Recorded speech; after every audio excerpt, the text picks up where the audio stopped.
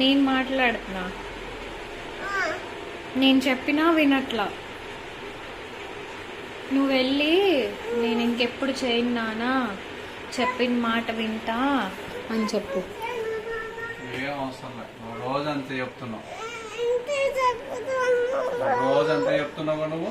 వెళ్ళినప్పుడల్లా నేను అంతా అదే చెప్పిన మాట మరి వింటావా నువ్వు ఇంకొకసారి?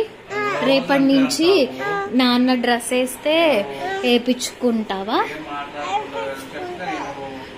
రమ్మంటే రావు, చెప్పిన మాట అదిగో నాన్న ఇక్కడి నుంచి వెళ్ళి నాతో కాదు మాట్లాడాల్సింది, నేనేం చేయలేను.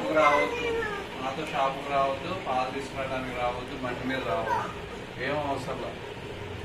ఇంత నాతో మాట్లాడొద్దాను అన్నావు నువ్వు కూడా, నేను కూడా మాట్లాడిన అన్నావుగా, మరి ఎందుకు?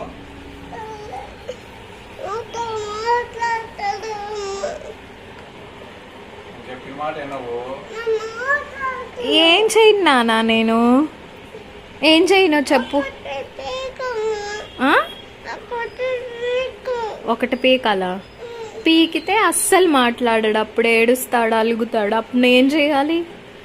నాతో కూడా మాట్లాడాడు, నేను నాతో కూడా మాట్లాడాడు. నేను పీకుతే నాతో కూడా మాట్లాడాడు. నేను కొడితే మాట్లాడాడుగా. సారీ చెప్పు. ఎందుకు అన్నీ అంతే అంటావు, తర్వాత ఏమో వచ్చి బయటికి తీసుకెళ్ళాలి, పాలకు తీసుకెళ్ళాలి, షాపుకి తీసుకెళ్ళాలి, జ్యూస్లు ఇప్పియాలి. మరి చెప్పిన మాట వింటావా? వినకపోతే ఈసారి నువ్వు అంటావా? ఈసారి నిజంగా నేను నీతో ఇంకా ఆడుకోను. నేను ఈసారి చెప్పిన మాట వినలేదనుకో, నేను ఇంకా ఆడుకోను, నేను వదిలేస్తాను, నేను వెళ్ళిపోతాను, నేను ఒక్కనే వెళ్ళిపోతాను. ఎక్కడికి వెళ్ళినా నేను తీసుకెళ్ళను.